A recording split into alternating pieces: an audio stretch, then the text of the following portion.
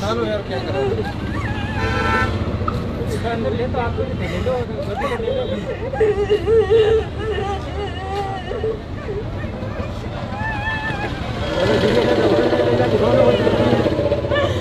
Please sir ले लो ना sir तो ये प्लीज मैम लो प्लीज।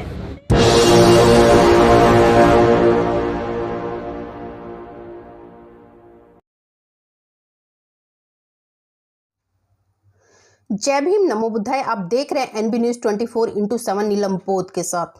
आज की युवा पीढ़ी कल का भविष्य होगा, ये हम सभी भली भांति जानते हैं कि किस तरह से एक युवा भारत देश के निर्माण में अपनी महत्वपूर्ण भूमिका निभाता है और निभा सकता है। लेकिन क्या कभी आपने सोचा है कि इस देश के भविष्य को बर्बाद करने के लिए सरकारें और प्रशासन किस तरह से अपनी मनमानी करते नजर आ रहे हैं। साथियों, इसका जीता जागता उदाहरण कल राजस्थान सीकर में रीट की परीक्षा में देखने को मिला। जिस रीट की परीक्षा को लेकर छात्र छात्राएं लगातार पिछले 10 महीने से गहन अध्ययन कर रहे थे, तैयारियां कर रही थी और उनकी तैयारियों पर किस तरह से कल पानी फिरता नजर आया, इसका जीता जागता उदाहरण साथियों कल सीकर में हमें देखने को मिला।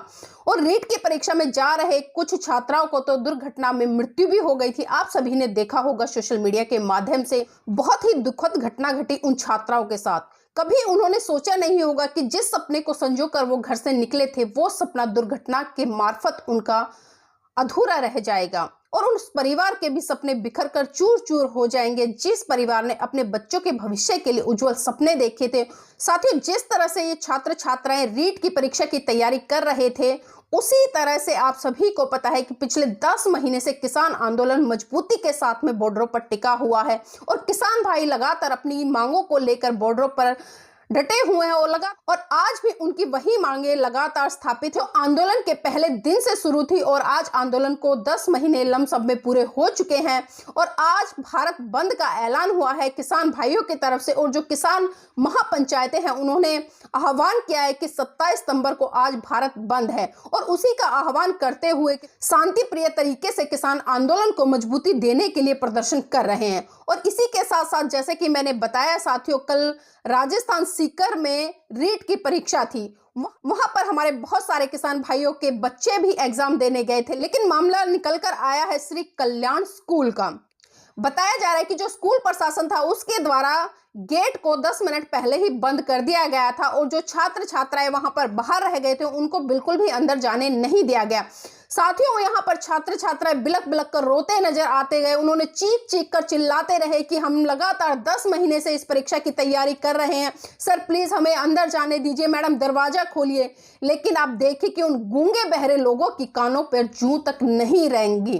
तो आप सोच सकते हैं कि किस तरह से एक तरफ तो सरकारें इन बच्चों के भविष्य के साथ खिलवाड़ कर रही हैं, इनके माता पिताओं को रोड पर रहने के लिए मजबूर कर रही है। लगातार 10 महीने से इन बच्चों के माँ बाप जो कि किसान है सड़कों पर डटे हुए हैं और उसी तरह से इन किसान भाइयों के बच्चे और भी बहुजन समाज के बहुत सारे बच्चे जब परीक्षा देने पहुंचे तो उन्हें परीक्षा में बैठने नहीं दिया गया, उनको गेट पर ही रोक दिया गया। साथियों, मैं यहाँ पर आपको एक वीडियो दिखाना चाहूंगी। आप देख सकते हैं कि किस तरह से बच्चे गुहार लगाते रहे, लेकिन स्कूल प्रशासन पर किसी भी तरह का कोई भी असर नहीं हुआ, ना ही बच्चों की चीखों का असर हुआ, ना ही उन्होंने ये सोचा कि जिस एग्जाम की तैयारी बच्चे लगातार 10 महीने से कर रहे थे, इसका क्या प्रभाव इनके ऊपर पड़ेगा। तो आइए देखते हैं ये वीडियो और आप खुद आकलन कीजिए, क्या ये व्यवहार स्कूल प्रशासन की तरफ से उचित था।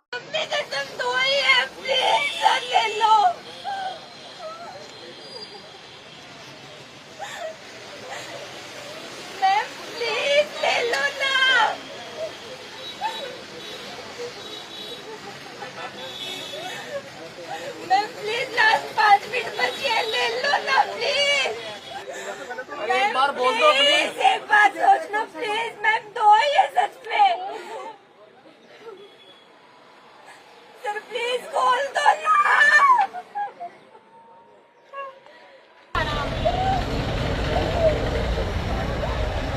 प्लीज रिक्वेस्ट कर रही हूँ आपसे, खोल दो ना, दो ही लोग हैं प्लीज। को उधर से मना कर रहे हैं। सर प्लीज खोल दो सर, सर प्लीज रिक्वेस्ट बकवास कर रहे हैं सर, प्लीज खोलो सर, प्लीज खुलवा दो ना मैम। सर प्लीज खोलो सर, दो ये प्लीज खोल दो ना सर, प्लीज दो ये लड़की है सर, प्लीज दो ये खोल दो ना please sir, please please sir दो ये खोल दो ना प्लीज सर। सर दो ये प्लीज सर, प्लीज खोल दो सर, यस सर।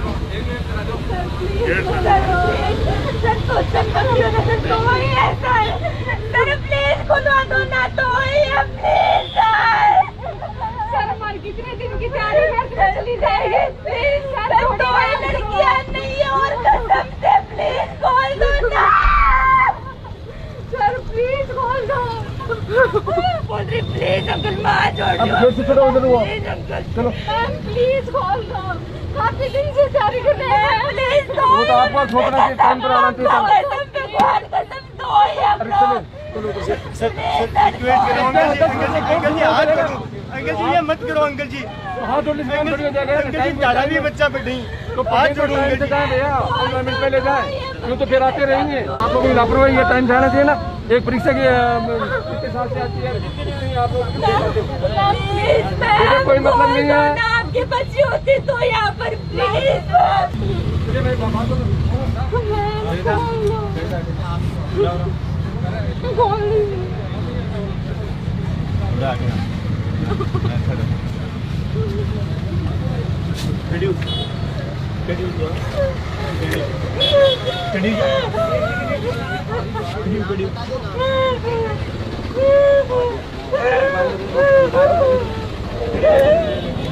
ना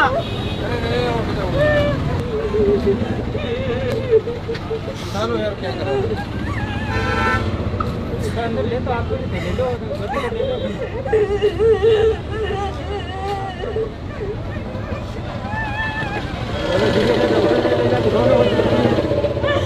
प्लीज सर ले लो ना सर, दो ये ma'am. Please ma'am, ma'am. Low please.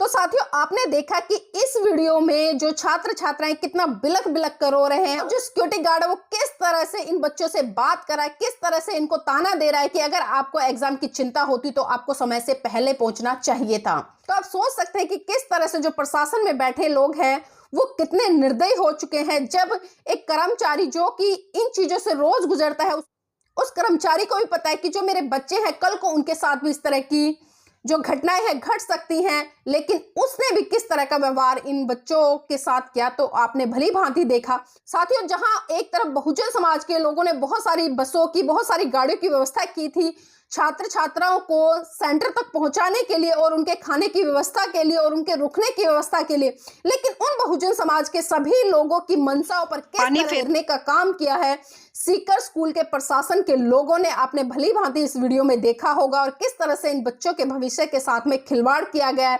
वास्तव में बहुत ही निंदनीय है। और यहाँ पर हम उम्मीद करते हैं कि राजस्थान सरकार को भी इस घटना को संज्ञान में लेकर इस पर उचित कार्रवाई करनी चाहिए और जो दोषी हैं उनको सलाखों के पीछे डालने का काम करना चाहिए, क्योंकि साथियों ये बहुत ही निंदनीय काम किया है। इन लोगों ने बच्चों के भविष्य के साथ खिलवाड़ करने का काम किया है और जो कि वास्तव में बहुत ही निंदनीय है। और कुछ छात्र छात्राओं ने तो यहाँ तक भी बताया कि जब एग्जाम का 1 घंटा बाकी था तो जो एग्जामिनर लोग थे वो लगातार बार बार प्रेशर डाल रहे थे कि आपके 20 मिनट बचे हो और अपना पेपर खत्म करके समापन कीजिए।